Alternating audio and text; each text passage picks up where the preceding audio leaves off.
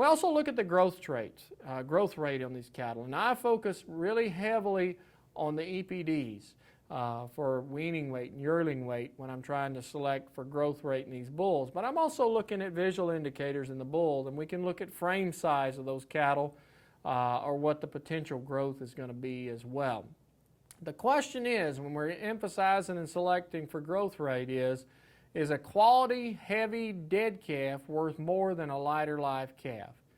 And so my point is, it doesn't matter how big and growthy of a calf that you have, if he's not compatible with the size of your cows and the pelvic area of your cows, he's not going to make it out. The cow may not survive as well, and there's not going to be value there. So be sure that you're matching your growth rate with the cow size so that she can have that calf for you, a live calf that'll wean that calf off and provide some value there. So again, that's something to think about that I always mention to the producers I visit with. Muscling is important in the evaluation of the muscling in the cattle, because ultimately more muscling is more pounds. And then also when we're selling our calves at weaning, we're getting paid for muscle and the muscle scores on those cattle. So when we're evaluating muscle, we can look at the visual evaluation of the muscle shape in the round or the butt of the animal. We also look at the ribeye area. We can, as we mentioned earlier, we can look at those ultrasound measurements. And even though maybe we're selling our calves at weaning, we can look at and rely on those ultrasound measurements to help us take a more objective approach to selecting those bulls there. So when we're looking at muscle, I've got two extremes. Longhorn cattle are not the heaviest muscle, they're not the highest yielding cattle, versus the bottom right picture of this bull. And there is some hair, I grant you that, but it really kind of shows the shape of the muscle there, the differences there. See how much muscle expression that this bull has in his forearm, how much he has in his round, and also how much that bull has in his top. Versus the top left bull, you can see the muscle pattern is very flat in his muscle design there. So where we evaluate muscle, if we look at it from the behind, I like to look at the pin width in these cattle if I'm selecting, because they're going to wider pin cattle will typically be heavier muscled cattle as well. Pin width is also important when you're selecting your replacement females too, because I like cattle that are a little wider in their pins because again, calves have to come out through that opening. We look at the round and how wide they are in their round and their lower quarter. We look at it in the twist, which is the inner muscle there in their lower quarter. We look at the width between their hocks and their base width as well, because we know that cattle that are wider based will typically have more muscling as well from the ground up, because the muscling on the inside of their legs is pushing out, making them a little wider. We can also look at the side of these cattle and look at the forearm and the stifle and the round. And just remember that muscle is round and fat is square. And so as animals that are heavier muscle, there's going to be more shape and dimension as we look at them from any angle, whether it be the behind or the side or from the front of those cattle. You can see the shape of that muscle come out. So don't get fooled by fat in bulls or females. We can also look at from the top, and we look at how wide they are from their shoulders and their blades all the way back, and look at in their loin and their rib there. And you can see this picture shows this particular steer is wide, but also has a lot of shape there as well. Two different rear views on a couple steers. The steer on the left is a lighter muscled steer, narrower based, kind of shaped like a V from behind.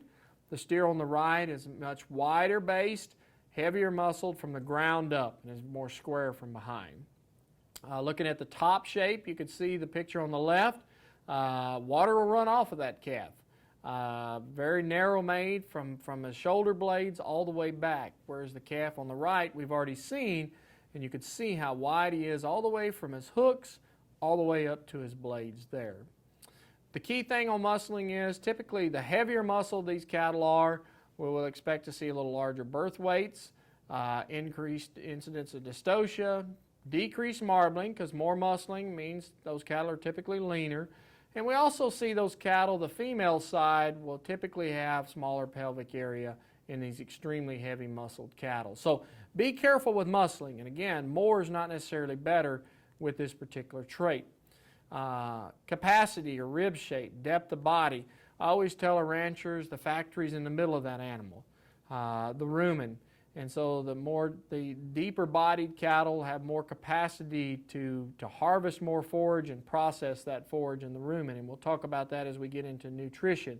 And so the depth of side, as you can see these two pictures here, the very old continental breed, the Chianina breed, back way back, was very didn't have a lot of depth of body and was almost tubular in their shape. Whereas the Cimbra bull on the right is very deep bodied, a lot of rib shape there in that particular animal. And then balance and ideal. We talked about that a little bit earlier, but how the parts fit together. And this particular bull is fairly equal in his proportion in his hip, in his middle, and his front end.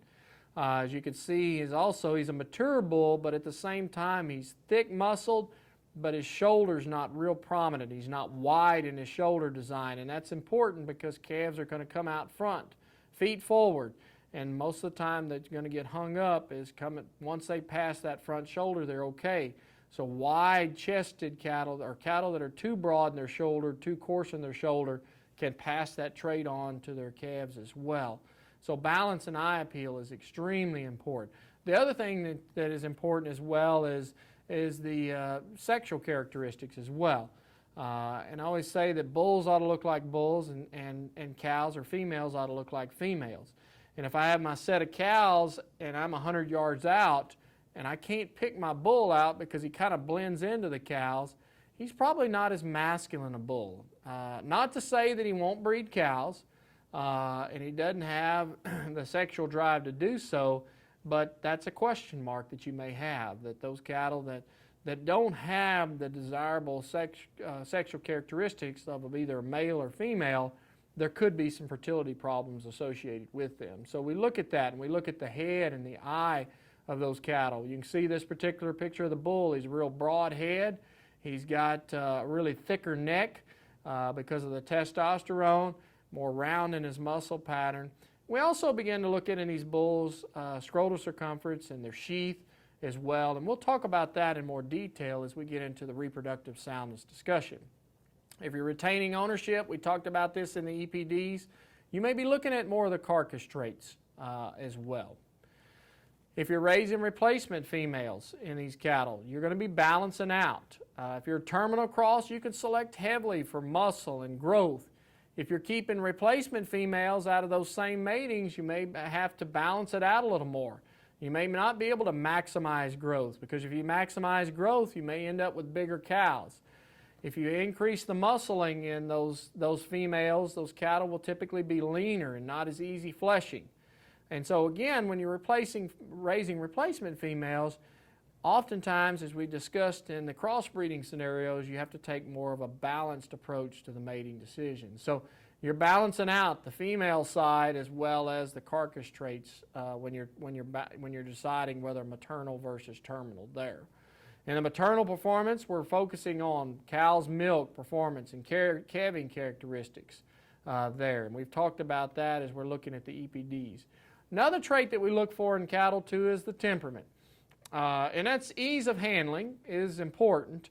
But also we're seeing more and more data out there where cattle that have some temperament issues, they may not perform as well as we move them into the feed yard because of they just don't go to the feed bunk as quickly as their mates.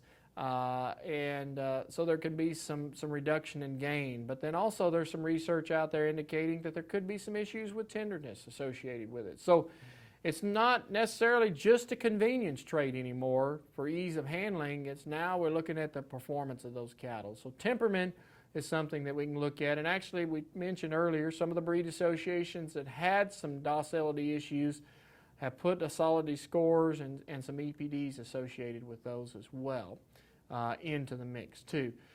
One thing to mention too when you're selecting the bull is you're looking at heifer bull selection.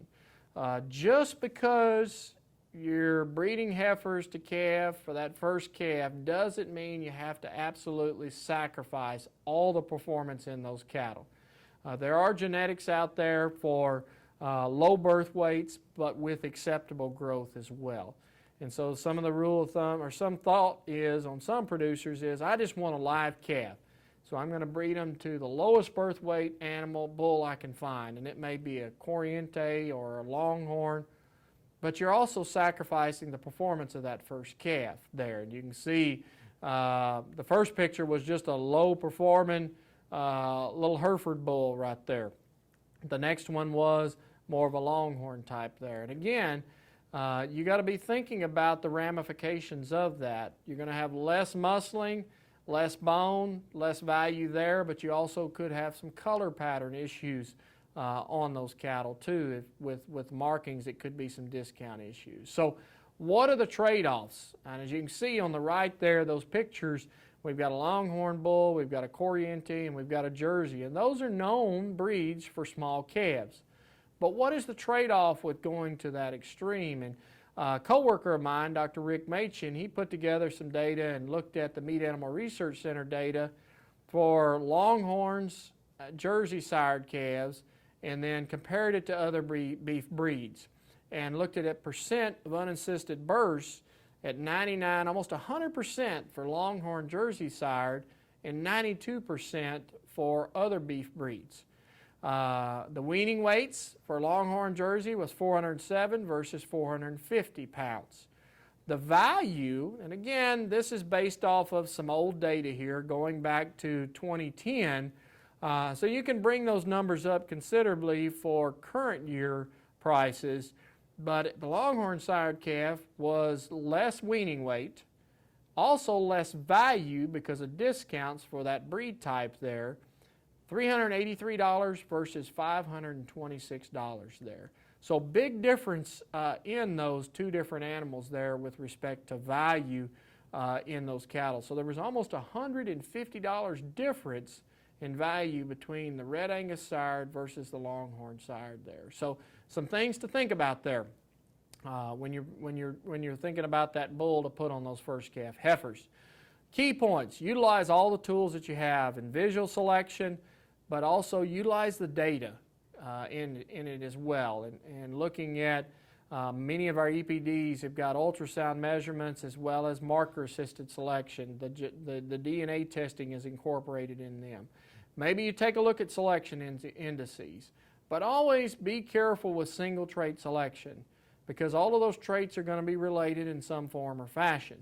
Maybe not a lot of high correlation, but there is some correlation.